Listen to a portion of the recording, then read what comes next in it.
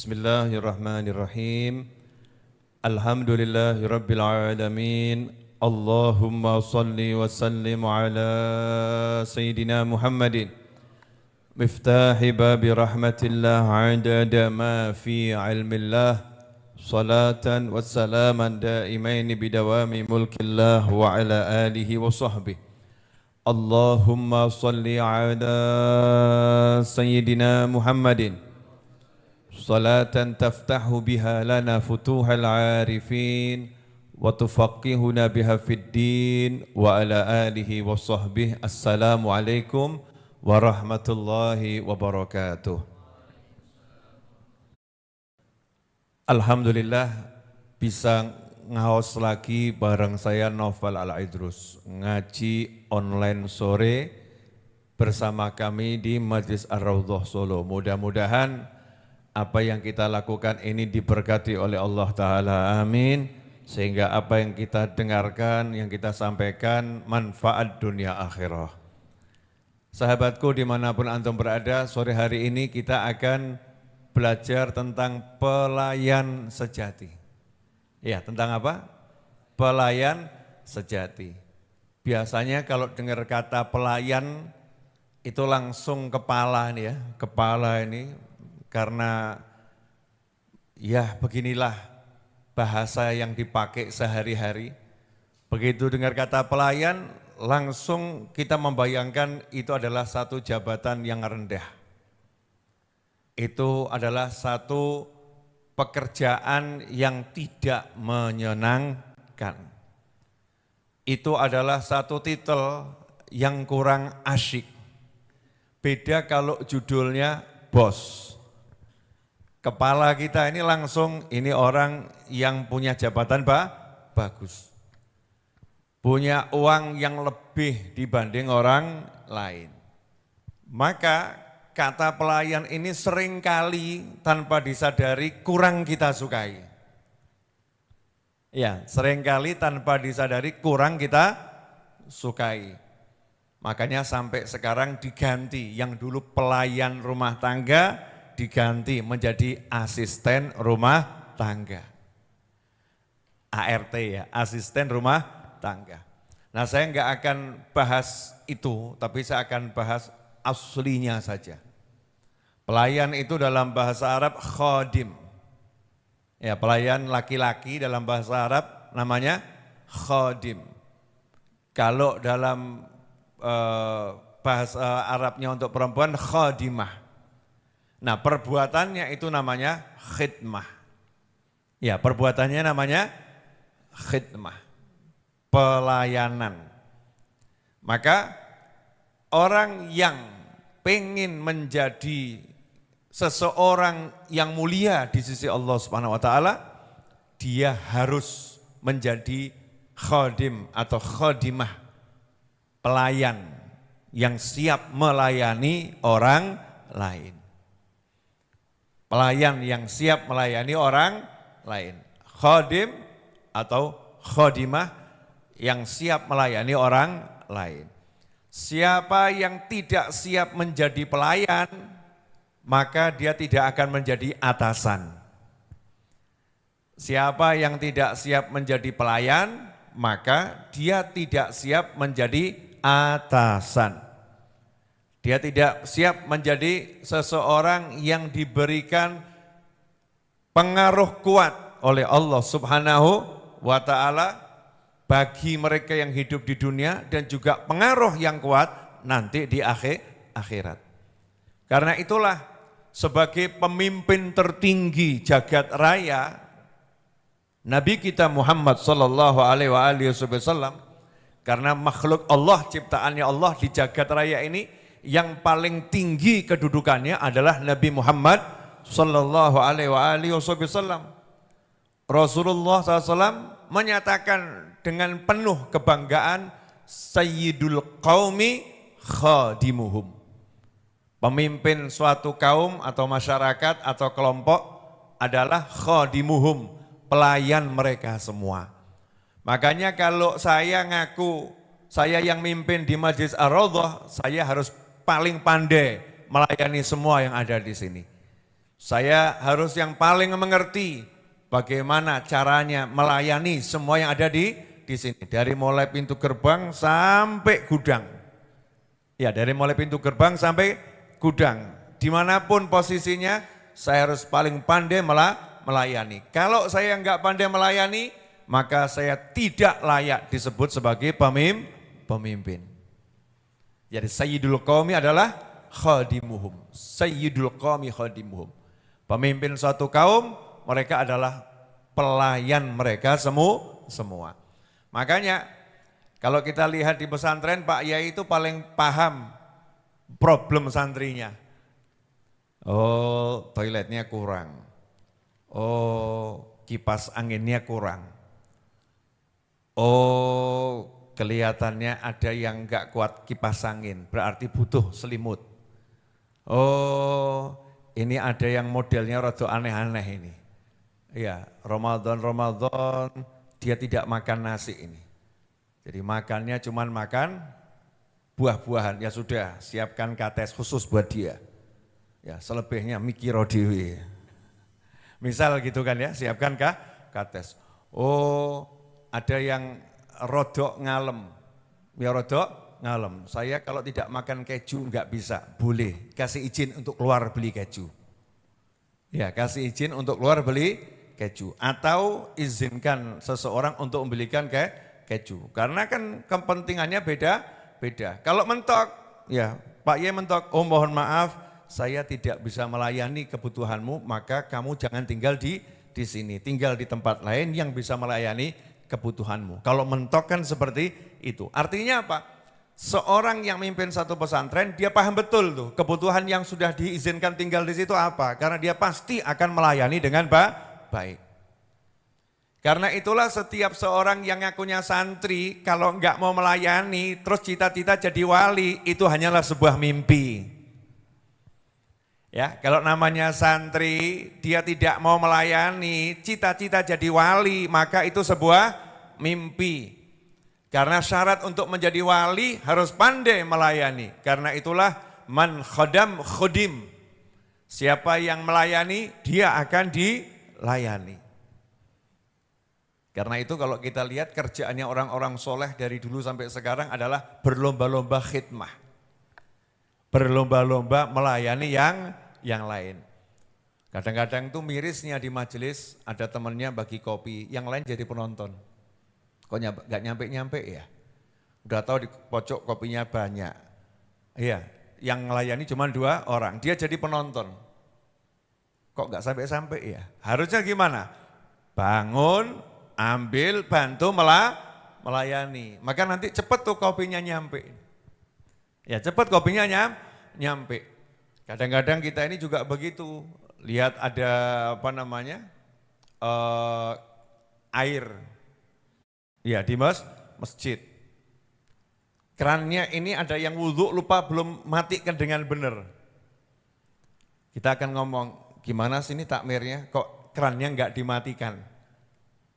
Gimana sih ini bagian pembersih masjidnya, kerannya kok enggak dimatikan? Nunggu orang lain, yang begini enggak bakat jadi pemimpin. Tapi kalau orang yang ahli melayani lihat itu dia enggak nunggu orang lain, dia akan bergerak, wong dia bisa bantu kok. Dia bergerak langsung dia matikan itu kerannya. Enggak nunggu orang lain, baru diinformasikan pada yang bertugas. Kelihatannya keran yang di pojok itu tidak beres, ya tidak beres. Nah siapa yang paling pandai melayani, maka itulah dia yang layak menjadi wali. Karena dalam melayani ada kerendahan hati. Dalam melayani ada kerendahan hati. Dalam melayani itu ada ya bukti kalau yang bersangkutan punya ilmu tinggi. Karena untuk melayani harus ada empati, harus ada simpati. Maka dia nanti akan jadi orang yang berbudi. Walaupun ini bukan puisi berakhiran I. Aku gak tahu mikir asal ngomong ya. Metune kok IKB ya berarti ya alhamdulillah. Ada yang ngebatin, Habib kok berpuisi sore hari saat berbuka akan tiba dan perut terasa terlilit dari pagi sampai saat ini belum ada sesuap nasi. Jangan berpuisi Bib, kalau ngomong pakai puisi nggak nyampe ke hati. Lanjut. Wah ini wajah senyum-senyum semua. Ini kenapa ya? Bicara puisi langsung senyum gitu ya. Beda emang anak muda itu. Jadi kita mau melayani berarti ilmu kita tinggi. Layani itu. Nabi kita Muhammad SAW, ini contoh Rasulullah SAW. Duduk sama sahabat radhiyallahu ta'ala anhum ajma'in. Dalam perjalanan istirahat. Nabi SAW itu sama sahabat memang ahli melakukan perjalanan. Jadi Nabi kita itu bukan orang yang baru melakukan perjalanan, bukan. Dari masa bayi, Kanjeng Nabi itu sudah pergi sampai perkampungan Bani Sa'ad untuk disusui. Betul kan ya? Kok lagi ya? Nah, ada apa ini dengan huruf I di sore ini? Jadi dari bayi Nabi Muhammad SAW udah traveling tuh, melakukan perjalanan. Umur 10-12 tahun udah keluar negeri, loh lagi. Ya 10-12 tahun udah keluar negeri. Setelah itu nikah, sebelum nikah berdagang, keluar negeri. Terus begitu Nabi Muhammad SAW. Jadi paham betul caranya melakukan perjalanan. Sampai beliau bersabda SAW, safiru taswihu, safiru turzaku. Kama qala SAW. Ini bukan sekedar ucapannya orang-orang, ini sabda Nabi SAW, pasti betul. Dan Nabi SAW udah praktek berkali-kali. Safiru taswihu, kalau pengen sehat lakukan perjalanan. Ya walaupun syarahnya banyak, ini sudah usah disarahkan dulu. Pengen sehat, lakukan perjalanan. Lakukan perjalanan, kamu jadi sehat. Safiru turzaku, lakukan perjalanan, kamu nanti diberi rezeki. Baginda Nabi SAW sudah paham caranya melakukan perjalanan. Sehingga orang-orang dahulu kalau melakukan perjalanan, itu beliau-beliau tidak pernah bawa kulkas. Kulkas belum ada juga. Enggak bawa mesin pendingin, enggak. Sehingga yang dibawa apa? Kambing. Jadi ada tim dapur bagian masak ada, bawanya kambing. Kambingnya disembelih, dagingnya fresh. Minumnya susu kambing, langsung diperah. New from the oven kalau kata orangnya. Ini langsung dari pabriknya, seruput. Masih hangat ya, masih asli. Makanya sehat. Kadang-kadang kita tiru Nabi Muhammad SAW, makan daging kambing, minum susu kambing. Ya tapi fresh enggak? Daging kambing sudah 5 tahun di kulkas, di sate. Itu masih fresh. Sembelih, proses, dan prosesnya, mohon maaf, enggak pakai LPG. Masih asli. Ya, pakai apa? Ranting-ranting yang ada di padang Sahara, betul ya? Asli, enggak LPG yang sudah hasil olahan tuh. Rasanya beda. Kayu bakar. Airnya, Masya Allah, enggak ada proses ilmiah. Airnya langsung dari oase. Atau yang dibawa saat itu bekal. Dari air zam-zam. Atau air dari danau.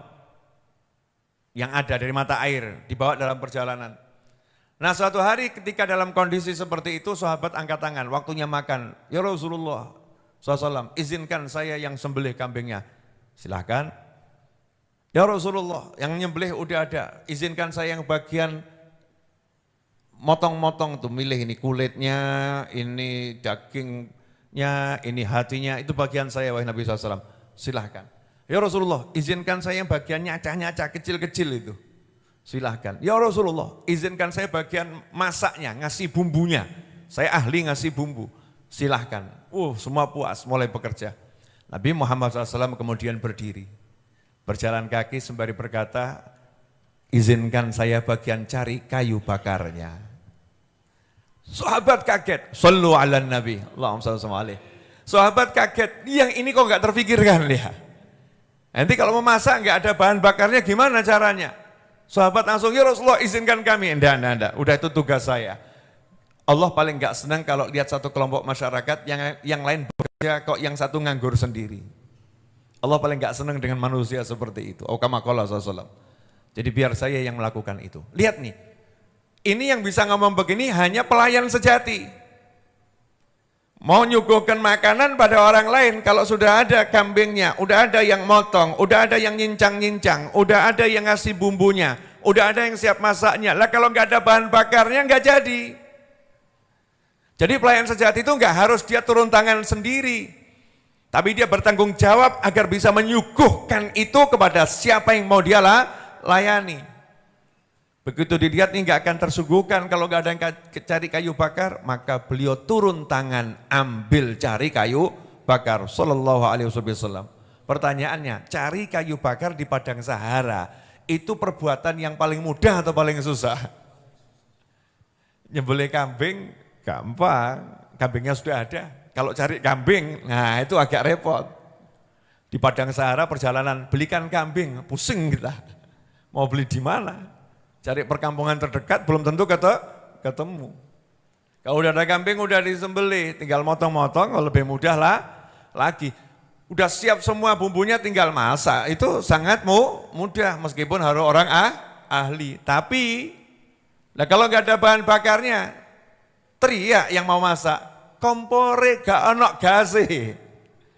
Mana gasnya? Gak ada minyaknya, mana minyaknya? Mana ini bahan bakarnya? Gak menyala kompor, gak bisa masak. Karena ini harus dimasak. Maka saat itu Nabi SAW yang cari sendiri kayu bakarnya. Bisa dibayangkan tuh nyarinya seperti apa.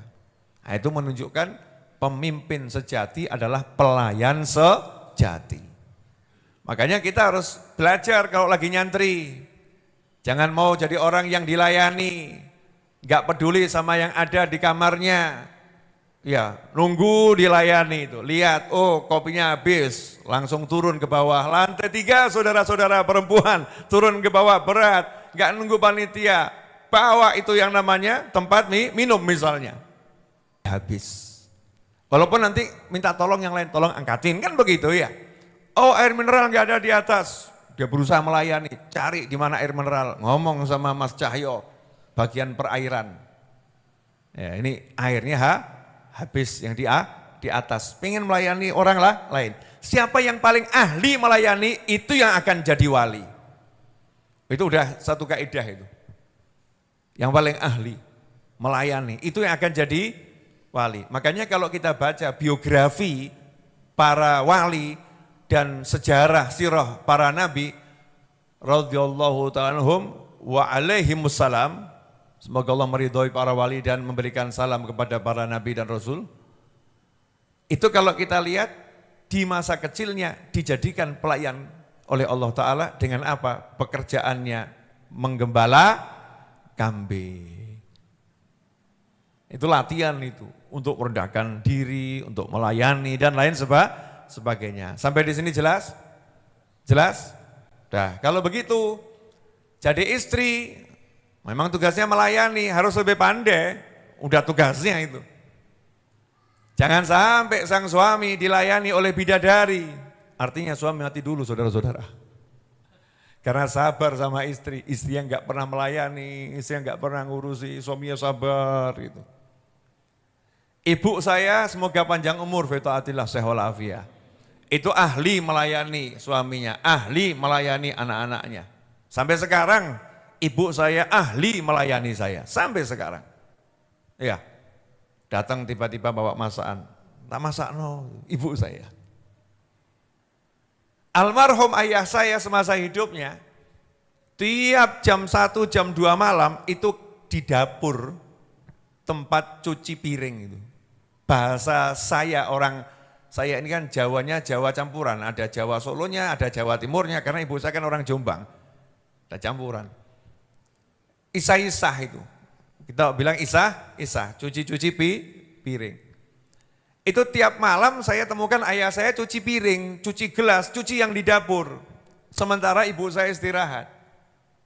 Kalau dilarang sama istrinya, kalau dilarang sama ibu saya, dilarang sama adik saya, dilarang sama istri saya, jawabannya jalan ke surga bapak. Oh ya ini nanti yang bawa bapakmu masuk surga, ngelayani ini. Coba ini kamu jadi suami, istrimu tidur, kamu cuci piring gitu. Apa kalimatmu? Tinggal tidur, cucian gak diberesin. Betul ya Mbak ya? Betul, itu belakang itu ya. Bisanya masak, nggak bisa bereskan, tinggal tidur aja loh. Bisanya masak, nggak bisa bereskan, kan suami kurang ajar ya. Sudah dimasakkan, yang masak masih dicemooh itu. Layani, cuci piringnya. Kalau nggak ada yang bertugas membersihkan dapur. Kalau ada yang bertugas biarkan membersihkan, yang tugas capek ya kita turun sendiri, bantu, layani. Itulah yang dilakukan Nabi Muhammad SAW. Rasulullah SAW di rumahnya lihat pelayannya lagi istirahat, beliau ambil sapu, bantu nyapu, bantu bersihkan rumahnya. Itu Nabi Muhammad SAW. Jadi siapa yang pandai melayani, maka dia siap untuk dilantik sebagai wali. Dan biasanya wali-wali tinggi itu yang